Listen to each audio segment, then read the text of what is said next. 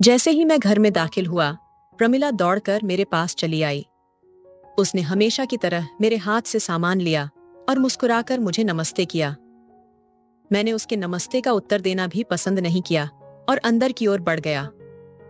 वह मेरे पीछे ही कमरे में चली आई थी। उसने तुरंत मेरे कपड़े निकालकर बिस्तर पर रख दिए और मेरे जूते उठाकर रैक में रखने चली गई। उसकी सेवा भावना से मुझ पर कोई असर नहीं होना था, उल्टा मेरा मन और अधिक जलने लगा। ये सब उसके मुझे प्रभावित करने के तरीके थे, जो मुझ पर बिल्कुल भी काम नहीं आने वाले थे। आपके लिए खाना लगाऊं? जैसे ही मैं तरोताजा होकर बाहर निकला, उसने नम्रता से पूछा, तो मैंने घूर कर उसे देखा। फिलहाल तुम यहां से चली जाओ। मैंने सारा गुस्सा उस पर निकाल दिया। वह हैरान नजरों से मुझे देखने लगी। कुछ देर के लिए मुझे अकेला छोड़ दो। अगर मुझे खाना खाना होगा तो मैं खुद ही खा लूंगा। मैंने अपनी बात पूरी की और बिस्तर पर ढेर सा हो गया, जबकि वह कुछ देर हैरानी और दुख के साथ मुझे देखती रही और फिर चुपचाप बाहर चली गई। मैं जानता था कि अब वह किसी कोने में बैठकर आंसू बहा रही होगी, लेकिन मेरे दिल पर उसके प्रति जो मुहर लगी थी, उसके कारण मुझे न तो उसके उदास चेहरे, न उसके नम आवाज और न ही उसकी भीगी पलकों से कोई फर्क पड़ता था। मेरा नाम समीर है। मेरे पिता एक व्यवसायी थे। शहर के बीचों बीच उनकी कपड़ों की एक बड़ी सी दुकान थी। उन्होंने 2-3 कर्मचारी भी रखे हुए थे। जैसे ही मैंने FA इंटरमीडिएट की परीक्षा पास की, उन्होंने मेरी एक भी नहीं सुनी और मुझे अपनी दुकान पर अपने साथ ले जाने लगे। क्योंकि यह उनके व्यवसाय से जुड़ा था, इसलिए मुझे इसमें कोई विशेष रुचि नहीं थी। मैं चाहता था कि अपना कोई अलग व्यवसाय करूं या नौकरी करूं, लेकिन पिताजी को नौकरी से सख्त आपत्ति थी। उनका कहना था कि नौकरी कर किसी की गुलामी करने से अच्छा है कि अपने व्यवसाय पर ध्यान दो। अगर तुम्हें कपड़ों का व्यवसाय पसंद नहीं है, तो कोई और अलग व्यवसाय शुरू करने के बारे में सोचो, उन्होंने कहा।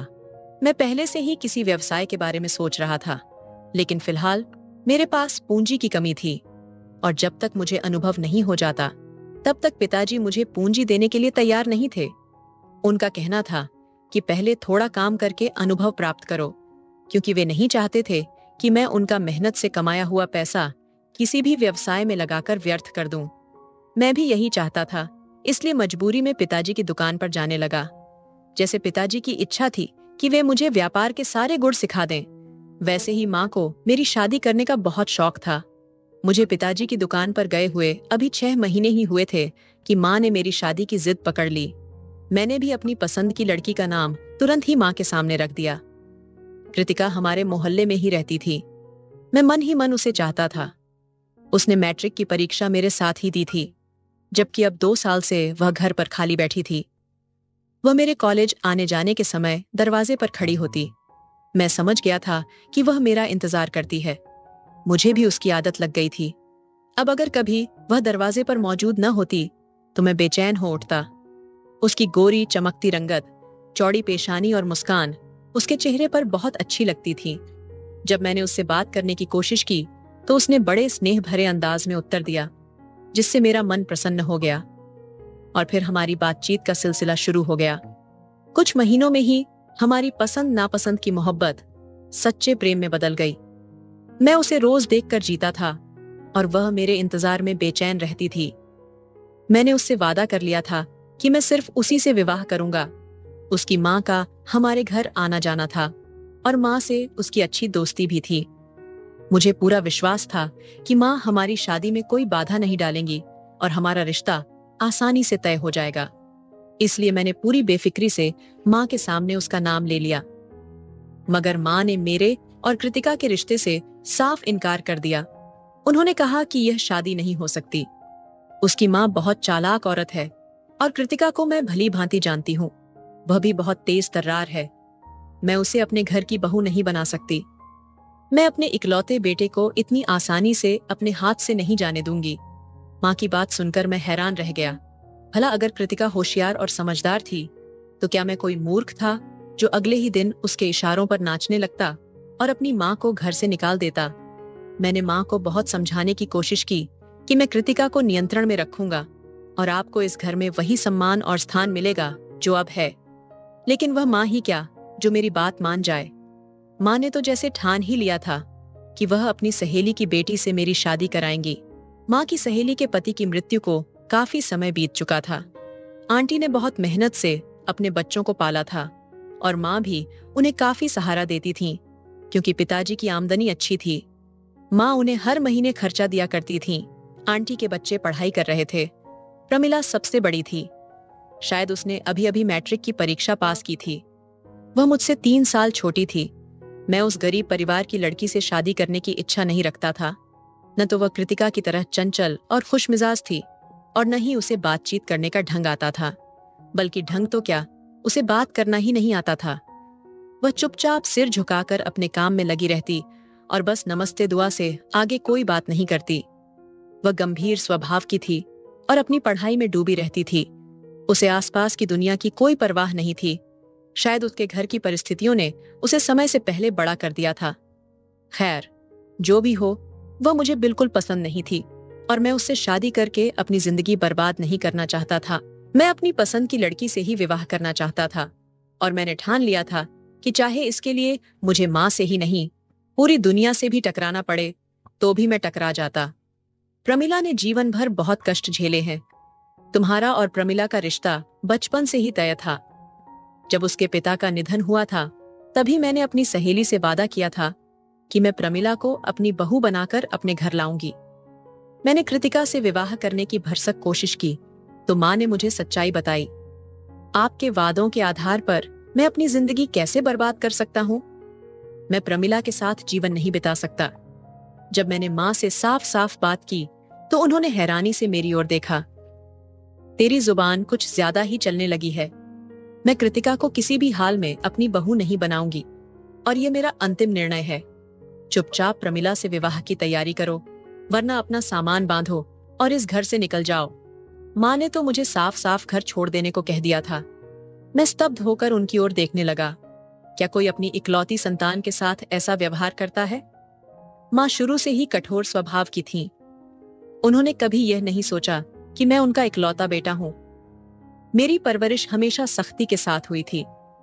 उन्होंने जीवन भर अपने निर्णय मुझ पर थोपे थे। अब जब यह मेरी जिंदगी का सबसे बड़ा निर्णय था, मेरी शादी, तब भी माँ ने मुझे घर से निकालने की धमकी दी थी। भला मैं घर से निकलकर कहाँ जाता? मुझे दरबदर की ठोकरें खाने की आदत नहीं थी और न ही मैं वह सब सहन कर सकता था। मैंने हमेशा आराम और सुख सुविधा में जीवन बिताया था। माँ ने मुझे शेर की तरह पाला था, लेकिन सोने का निवाला खिलाया था और मैं उसी सुख सुविधा की जिंदगी का आदी हो गया था। मैं जानता था कि माँ से कोई भी जीत नहीं सकता। अगर उन्होंने ठान लिया तो वह अपनी बात से पीछे नहीं हटेंगी। मेरे मामलों में पिता कभी नहीं बोले। उन्होंने मेरी परवरिश की पूरी जिम्मेदारी माँ पर डाल रखी थी। इसलिए घर में मेरे संबंध में वही होता था जो माँ चाहती थी। माँ ने वही किया जो उन्होंने ठान लिया था। वह कृतिका के लिए मेरा रिश्ता ले जाने को किसी भी सूरत में तैयार नहीं हुई। माँ तो नहीं मानी, लेकिन मैं हार गया क्योंकि मेरे आजमाए गए सभी तरीके असफल हो गए थे। अंततः मैं रिश्ता लेकर आंटी के घर पहुंचा। आंटी तो पहले से ही तैयार थीं, फिर वह क्यों मना करती? उन्होंने तुरंत हाँ कर दी और इस तरह मेरी सगाई प्रमिला से हो गई। मैंने कभी सोचा भी नहीं था कि वह जबरदस्ती इस तरह मेरी जिंदगी में आ जाएगी। मैंने बिल्कुल चुप्पी साध ली थी। जब मेरा विरोध कोई असर नहीं दिखा सका, तो मेरी खामोशी भला क्या असर करती? माँ भी चुपचाप शादी की तैयारियों में लग गई थीं। वे अपनी निगाह मुझ पर टिकाए रहती और समझाना नहीं भूलती, अब अपना स्वभाव सुधार लो। मैं नहीं चाहती कि प्रमिला के आने के बाद उसे किसी भी प्रकार की कोई बात बुरी लगे। माँ को प्रमिला की मुझसे भी अधिक चिंता थी। मेरा दिल टूट रहा था। उधर कृतिका ने मेरी सगाई की खबर सुनकर अलग ही तमाशा खड़ा कर दिया था। उसकी नाराजगी तो अपनी जगह थी, पर वह मेरे दिमाग पर भी हावी हो रही थी। वह मेरे साथ घर से भागने को भी तैयार थी। मैं उसकी इस हिम्मत पर हैरान होने के साथ साथ शर्मिंदा भी था कि मैं लड़का होकर उसके लिए डट कर खड़ा नहीं हो सका, जबकि वह लड़की होकर मेरे लिए सब कुछ छोड़ने को तैयार थी। मैंने भी तय कर लिया था कि कुछ भी हो जाए, मैं कृतिका से ही विवाह करूंगा। इसलिए मैंने योजना बनानी शुरू कर दी थी कि यह सगाई कैसे टूटे और मेरी शादी प्रमिला से न होकर कृतिका से हो जाए। लेकिन शायद मैं सपने ज्यादा देखता था और हकीकत में बहुत कम प्रयास करता था। नतीजा यह हुआ कि कुछ नहीं हो सका। और प्रमिला दुल्हन बनकर मेरी जिंदगी में आ गई। मेरी शादी के समय माँ और पिताजी दोनों बहुत खुश थे। माँ की तो सालों पुरानी इच्छा पूरी हो गई थी, जबकि पिताजी ने अपने इकलौते बेटे के सिर पर सेहरा सजाया था, इसलिए उनकी खुशी भी देखने लायक थी। मुझे माँ बाप के चेहरों से ही अंदाजा हो गया कि वे कितने प्रसन्न थे। मैं भी उनकी खुशी से संतुष्ट था। परिवार के लोग माँ बाप की तारीफ करते नहीं थकते थे कि उन्होंने अपने बेटे की परवरिश कितनी अच्छी की है। उसने अपने माँ बाप की पसंद से शादी की, वरना आजकल के लड़के तो अपनी पसंद की लड़की को अधिक महत्व देते हैं। माँ बाप अपने आज्ञाकारी बेटे पर गर्व कर रहे थे।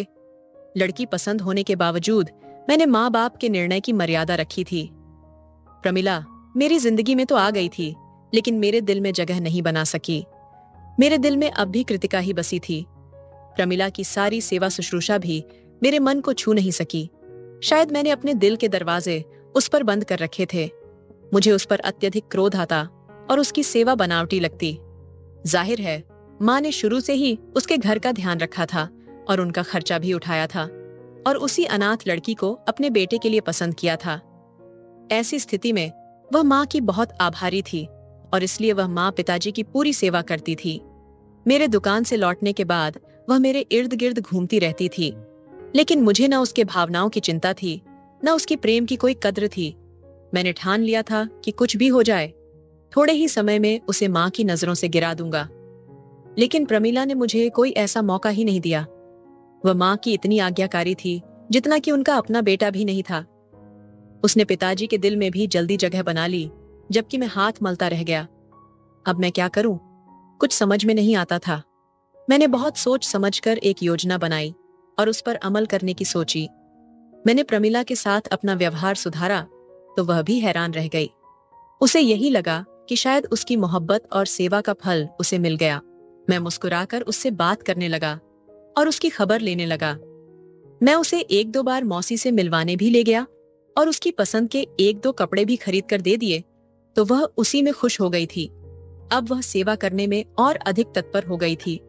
अब तो वह सारा दिन घर के कामों में जुटी रहती और माँ के पैर दबाने बैठ जाती, जबकि माँ उसे मना करती रह जाती। रात को वह मेरे भी पैरों में बैठकर उन्हें दबाने लगती, तो मेरा मन करता कि उसका चेहरा चूम लूं, मगर मुझे अपने आप पर नियंत्रण रखना था। मैं प्यार से उसके हाथ हटा देता और उसे समझाता कि वह आराम करे, क्योंकि वह पूरे दिन की थकी हुई है। तो वह बहुत प्रसन्न हो जाती। मैंने अपना व्यवहार इसलिए बदला था ताकि भविष्य में मैं जो भी उसके साथ करने वाला था, उसके मद्देनजर माँ बाप को मुझ पर किसी भी प्रकार का शक न हो।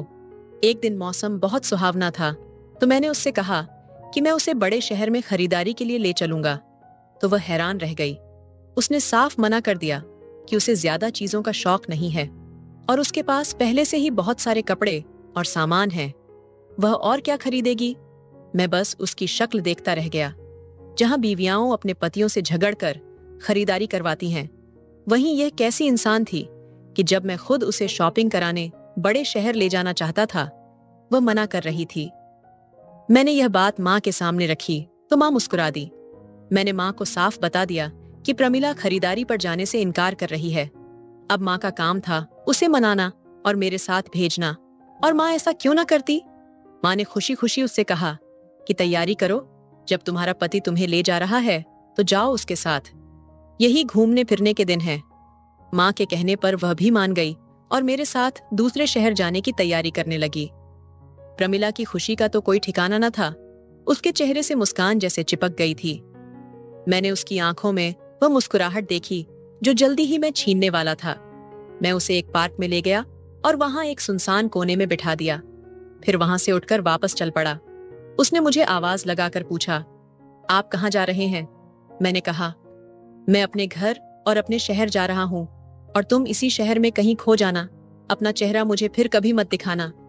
वह हैरान भरी निगाहों से मेरी ओर देखने लगी। शायद उसे लगा हो कि मैं मजाक कर रहा हूँ, लेकिन मैं मजाक नहीं कर रहा था। मैंने कहा, मैं तुम्हें छोड़कर जा रहा हूँ। जब मैंने उसके चारों ओर धमक के साथ यह कहा, तो वह स्तब्ध रह गई। उसके चेहरे पर जैसे कोई परछाई उतर आई थी। शायद उसे मेरी बात सुनाई नहीं दी थी, इसलिए मैंने दूसरी बार ऊंची आवाज में कहा, मैं तुम्हें छोड़कर जा रहा हूं। अब उसकी आंखें आंसुओं से भर गईं। उसने कांपती हुई आवाज में कहा, यह आप क्या कह रहे हैं? वह कितनी मासूम थी, लेकिन मुझे उसकी मासूमियत और सरलता पर और अधिक क्रोध आ रहा था। तुम्हें समझ नहीं आ रहा मैं क्या कह रहा हूं? मैंने फिर कहा, मैं चाहता हूं कि तुम जिंदगी में दोबारा मुझे अपनी शक्ल कभी मत दिखाना। मैं उसे वहीं छोड़कर तेज कदमों से वहां से वापस चल पड़ा, जबकि वह बहुत देर तक मेरे पीछे भागती रही। मैं नहीं चाहता था कि वहां कोई तमाशा हो, इसलिए मैंने गुस्से से भरी चिंगारी जैसी आवाज में कहा, यहां चुपचाप खड़ी रहो। तो वह डर कर वहीं रुक गई और मुझे दूर तक जाता देखती रही। मैंने भी आखिरी मोड़ पर मुड़कर उसे देखा था। वह शांत खड़ी मेरी ओर देख रही थी। मैं अपने शहर की बस में बैठकर वापस लौट आया। मैं रोता हुआ अकेले ही घर में दाखिल हुआ तो माँ मुझे देखकर घबरा गईं। क्या हुआ, तू रो क्यों रहा है? और प्रमिला कहाँ है? माँ ने अपने दिल पर हाथ रखकर पूछा। यकीनन उनका दिल घबरा रहा होगा। माँ, प्रमिला खाई में गिर गई है। मैं जोर जोर से रोने लगा और माँ के कदमों में बैठ गया। ये तू क्या कह रहा है? माँ सन्न रह गई थी। ऐसा कैसे हो सकता है? वह खाई में कैसे गिर सकती है? तुम लोग तो खरीदारी करने गए थे। माँ ने एक सांस में कई सवाल पूछ लिए। माँ, खरीदारी के बाद ही मैं उसे सैर कराने ले गया था। उसने खुद ही कहा था कि उसे सैर करनी है। मुझे नहीं पता कैसे उसका पैर फिसल गया और वह खाई में गिर गई। मैंने बहुत ढूंढा मगर वह मुझे कहीं नहीं मिली, तो मैं वापस चला आया। माँ ने अविश्वास से मेरी ओर देखा। तू झूठ बोल रहा है ना? तू मजाक कर रहा है ना? माँ, ऐसा कुछ नहीं है, मैं सच कह रहा हूं। मेरे आंसू ही मेरे गवाह थे, इसलिए मैं और भी अधिक रोने लगा। मैंने रास्ते में ही आंटी को फोन कर दिया था। आंटी भी रोती पीटती कुछ ही देर में आ पहुंची थीं। मैंने उन्हें भी पूरा किस्सा सुनाया। माँ और आंटी को यकीन ही नहीं हो रहा था। माँ मुझे दोबारा उस शहर ले गईं और वहां प्रमिला को बहुत तलाश किया, मगर वह कहीं नहीं मिली। मैं चाहता भी नहीं था कि वह मिले। अगर वह मिल जाती तो मेरा सारा झूठ सामने आ जाता। मैं खुद पिताजी को दूसरे शहर ले गया और पिताजी के साथ उसे ढूंढने का नाटक करता रहा। कई दिनों की तलाश के बाद भी जब वह नहीं मिली तो मैंने राहत की सांस ली। प्रमिला का गम भला कितने दिन मनाना था। माँ और आंटी तो उसे नहीं भूल सकीं, मगर मैं उसे भूलने की कोशिश कर रहा था। मेरे आंसू थे कि रुकने का नाम ही नहीं ले रहे थे। मैंने अपनी हालत बहुत खराब कर ली थी और यह सब माँ को दिखाने के लिए था। मैं चाहता था कि माँ स्वयं मेरी दूसरी शादी कृतिका से करवा दे और अपने बेटे की जिंदगी बर्बाद होने से बचा ले। मैं पिताजी के साथ दुकान पर नहीं जाता था, बल्कि सारा दिन घर में पड़ा रहता था। न मुझे खाने का होश था और न ही पीने का। हाँ, मैं कभी कभी घर से बाहर जाकर कुछ खा लेता था। माँ ने जब मेरी हालत देखी तो उन्हें यही उचित लगा कि मेरी शादी करवा दी जाए। जब उन्होंने मुझसे शादी की बात की तो मैंने साफ मना कर दिया, लेकिन मैं चाहता था कि माँ जोर देकर कहें और फिर कृतिका के घर रिश्ता लेकर जाए। कुछ दिनों में ऐसा ही हुआ। माँ ने मुझे जबरदस्ती शादी के लिए राजी किया और कृतिका के घर रिश्ता लेकर पहुंच गईं। कृतिका और उसकी माँ तो पहले से ही तैयार बैठी थीं। उसकी माँ ने तुरंत हाँ कर दी और अगले ही शुक्रवार को सादगी से शादी करके माँ कृतिका को मेरी जिंदगी में ले आई। मैंने अपनी इच्छा पूरी करने के लिए बहुत मेहनत की थी, इसलिए मैं बहुत खुश था। अगर मेरा बस चलता तो मैं आसमान में उछल पड़ता, लेकिन मैं ऐसा कुछ भी करने में असमर्थ था। मैं अपनी खुशी जाहिर नहीं कर सकता था, क्योंकि इससे माँ को मुझ पर शक हो जाता, और अगर माँ को जरा भी पता चलता तो वो मुझे और मेरी पत्नी दोनों को ही कान पकड़कर घर से निकाल देती। उस अपराध के लिए जो मैं पहले ही कर चुका था, माँ मुझे कभी माफ नहीं करती। इसीलिए मैंने अपने जज्बातों पर काबू रखा और कृतिका के साथ अपनी जिंदगी की शुरुआत कर दी। कृतिका की शौक और चंचल स्वभाव में कोई बदलाव नहीं आया था। वह पहले जैसी ही खुशमिजाज थी जैसी शादी से पहले हुआ करती थी। उसकी अदाएं बहुत मनमोहक थीं। मैं बहुत खुश था, लेकिन न जाने क्यों माँ के साथ उसकी अच्छी नहीं बन पा रही थी। कुछ ही समय में माँ की तरफ से हल्की फुल्की शिकायतें शुरू हो गई थीं, लेकिन मुझे कहाँ परवाह थी। मैं तो उसके साथ बहुत अच्छी जिंदगी जी रहा था। वह मेरे हर काम में मेरा साथ देती थी। हम अक्सर बाहर खाना खाने चले जाते थे और देर रात लौटते थे। कृतिका को घूमने फिरने का बहुत शौक था। मैं पहले कभी ज्यादा बाहर नहीं गया था, लेकिन अब उसके साथ मुझे भी बाहर घूमने की आदत हो गई थी। कृतिका के साथ 1 साल कैसे बीत गया मुझे पता ही नहीं चला। जब उसने मुझे मां बनने की खुशखबरी दी तो मैं जैसे 7वें आसमान पर पहुंच गया। मेरी तीव्र इच्छा थी कि मेरी अपनी संतान हो। मुझे पुत्र की बहुत अभिलाषा थी। मैंने उसे तुरंत ही चिकित्सक के पास ले जाया। चिकित्सक ने उसके संदेह की पुष्टि कर दी तो मैं कृतिका का पहले से भी अधिक ध्यान रखने लगा। मैं जानना चाहता था कि ईश्वर मुझे पुत्र प्रदान करेगा या पुत्री। कृतिका की प्रसव की तिथि निकट आ गई थी। मैं उसे जांच के लिए डॉक्टर के पास ले गया। डॉक्टर ने अल्ट्रासाउंड करना शुरू किया। मुझे यह जानने की अत्यधिक उत्सुकता थी कि मुझे बेटा होगा या बेटी। लेकिन जैसे ही मैंने अल्ट्रासाउंड मशीन की ओर देखा, मुझ पर जैसे विपत्ति टूट पड़ी। वह एक अजीब संरचना वाली बच्ची थी, जिसका सिर उसके शरीर के अनुपात में बहुत छोटा था। शायद उसकी पूरी शारीरिक वृद्धि अभी तक नहीं हो सकी थी, जबकि प्रसव में अब कुछ ही सप्ताह शेष थे। डॉक्टर ने मेरे संदेह की पुष्टि कर दी थी। उनका कहना था कि 1 माह पहले तक बच्ची पूरी तरह स्वस्थ थी, लेकिन अब न जाने क्यों उसकी वृद्धि रुक गई है। डॉक्टर की बात सुनकर मेरा हृदय कांप गया था। अगर मेरी बच्ची इस रूप में पैदा हुई तो मैं तो जीते जी मर जाऊंगा। मैं अपनी आने वाली संतान के विषय में सोचकर अत्यंत चिंतित था। मुझे अपने अतीत में किए गए कर्मों का तुरंत ही एहसास हो गया। मैंने प्रमिला के साथ बहुत गलत किया था, और यदि ईश्वर ने मुझे पुत्री प्रदान की तो क्या मैं उसकी सुरक्षा कर पाऊंगा, जबकि मैं स्वयं एक बेटी के साथ बहुत बड़ा अन्याय और अत्याचार कर चुका था। शायद वह आत्मबोध का ही क्षण था। मुझे लगा जैसे मेरे शरीर में खून ही नहीं रहा हो। मेरा गला सूख गया था। मुझे अपने पाप का गहरा एहसास हो गया था। मैं अपने भगवान को कैसे मुंह दिखाऊंगा और अपने माता पिता का सामना कैसे करूंगा। प्रमिला की तबाही और बर्बादी का जिम्मेदार मैं ही था। कोई अपनी पत्नी के साथ ऐसा कैसे कर सकता है जैसा मैंने किया। वह केवल मेरी पत्नी ही नहीं थी, बल्कि मेरी मां की सहेली की अनाथ बेटी थी। शायद वह आत्मबोध का क्षण था जब मैं अपने पापों पर पछता रहा था, क्योंकि ईश्वर शीघ्र ही मुझे पुत्री प्रदान करने वाला था। प्रमिला भी तो किसी की बेटी थी। जब मैं अस्पताल से वापस लौटा तो मेरे दिल पर एक भारी बोझ था। आज से पहले मुझे यह एहसास नहीं हुआ था कि मैंने प्रमिला के साथ इतना गलत किया था। अब मुझे पूरी तरह से एहसास हो चुका था। मुझे किसी भी प्रकार से शांति नहीं मिल रही थी। बेचैनी लगातार बढ़ती जा रही थी। मेरा मन कर रहा था कि मैं मां के सामने जाकर अपना अपराध स्वीकार कर लूं, लेकिन मुझ में इतनी हिम्मत नहीं थी। मां का घाव एक बार फिर हरा हो जाएगा। औरतें और आंटी तो रो रो कर मर ही जाएंगी कि मैंने उसकी बेटी के साथ कितना बड़ा अत्याचार किया। मैं एक बार फिर बड़े शहर में प्रमिला की तलाश में गया। अब मैं उस इलाके की ओर गया था जहां मैंने प्रमिला को छोड़ा था। पिताजी को तो मैं किसी और इलाके में ले गया था और वे वहीं पर प्रमिला को ढूंढते रहे, लेकिन अगर वह वहां होती तो मिल जाती। मैं उसी पार्क में गया जहां मैंने प्रमिला को आखिरी बार देखा था। वह मुझे वहां कहीं भी दिखाई नहीं दी। अब तो इस बात को इतना समय बीत चुका था, न जाने उसके साथ क्या हुआ होगा। कहीं उसने सचमुच खाई में कूदकर अपनी जान तो नहीं दे दी थी। वह वापस लौटकर घर भी नहीं आई थी, क्योंकि मैंने उसे यही संदेश दिया था कि मुझे दोबारा अपनी शक्ल मत दिखाना। वैसे भी उसकी मां ने पूरी जिंदगी दुख में बिताई थी। शायद वह उसे और दुख नहीं देना चाहती थी कि वह तलाक का कलंक लिए उसके पास लौटे।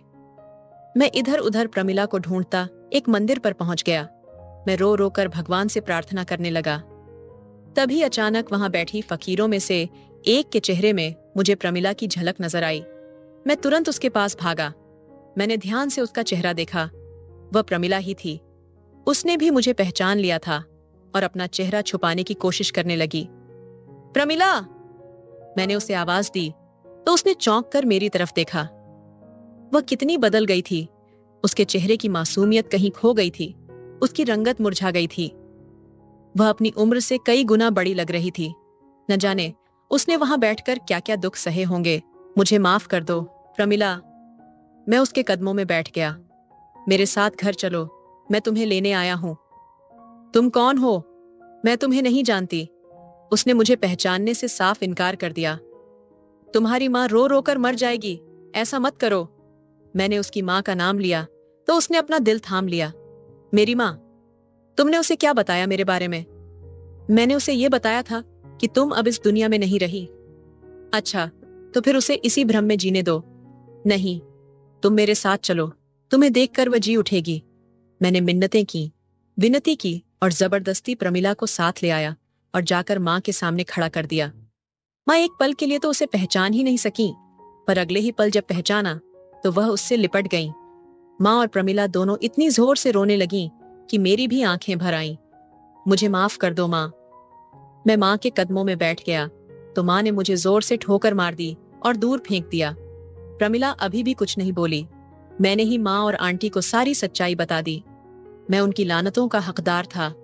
वे जितनी गालियां मुझे दे सकती थीं, दे रही थीं। माँ को मुझसे यह उम्मीद नहीं थी कि मैं इतना गलत कदम उठाऊंगा। पिताजी भी मुझसे नाराज थे। सबकी नाराजगी उचित थी। मैं इसी सलूक के लायक था, बल्कि इससे भी कहीं ज्यादा सजा का हकदार। पिताजी माँ से कह रहे थे कि ऐसी संतान को तो पुलिस के हवाले कर देना चाहिए। उन्होंने साफ ऐलान कर दिया कि आज से उनका बेटा उनके लिए मर गया है। माँ पिताजी ने मुझे घर से निकाल दिया तो मैं अपनी पत्नी को लेकर वहां से चला आया। अब मुझे बाकी की जिंदगी वैसे ही गुजारनी थी जैसे प्रमिला ने पिछले 1.5-2 सालों में गुजारी थी। यही मेरी सजा थी और मुझे यह सजा दिल से स्वीकार थी। मुझे इस बात की संतुष्टि थी कि मैंने इसी दुनिया में अपने पाप का प्रायश्चित करने की कोशिश की थी। ईश्वर मुझे माफ कर दे। मैं नहीं चाहता था कि मेरी बेटी के सामने यह सब कुछ आए। मैंने प्रमिला के साथ साथ आंटी से भी हाथ जोड़कर माफी मांगी, लेकिन उन्होंने नफरत से मुंह फेर लिया। मैं अपनी पत्नी को लेकर वहां से चला गया और अलग मकान में रहने लगा। मैंने एक जगह नौकरी भी शुरू कर दी थी, मगर इस तंगी में मुझे अंदाजा हुआ कि मेरी दूसरी पत्नी मेरे साथ बिल्कुल भी ईमानदार नहीं थी। उसे तो वही सारी सुविधाएं चाहिए थीं जो उसे पिताजी के घर में मिलती थीं, जबकि मैं वह सब देने में असमर्थ था। कृतिका मुझसे रोज झगड़ती और मुझे बुरा इंसान कहती। ईश्वर ने जल्दी ही हमें एक बेटी दी, मगर मेरी बेटी मानसिक और शारीरिक रूप से विकलांग थी। वह न बोल सकती थी और न सुन सकती थी। मेरी बेटी 2 साल की हो गई थी, मगर चलने फिरने में असमर्थ थी। शायद यही मेरे पापों का फल था जो मुझे अपनी बेटी के विकलांग होने के रूप में मिला था। इस कहानी का नैतिक संदेश, मॉरल, ये है कि अपने कर्मों का फल मनुष्य को इसी जीवन में भुगतना पड़ता है। किसी के साथ किया गया अन्याय, विशेषकर नारी के सम्मान और आत्मा को ठेस पहुंचाना, एक दिन लौटकर अवश्य आता है। पश्चाताप का मार्ग कठिन होता है, लेकिन सच्चा प्रायश्चित वही है जो अपने गलतियों को स्वीकार कर उनसे सीख ले और दूसरों की पीड़ा को समझे। तो दोस्तों, यह थी आज की कहानी। इस कहानी के बारे में आपकी क्या राय थी, ये कमेंट बॉक्स में जरूर बताइए। अगर आपको कहानी पसंद आई हो तो वीडियो को लाइक करें और स्टोरी कॉर्नर चैनल को सब्सक्राइब करें और बेल आइकन पर क्लिक करके इसे ऑल पर सेट करें ताकि आपको नए वीडियो की सूचना तुरंत मिल जाएगी। धन्यवाद।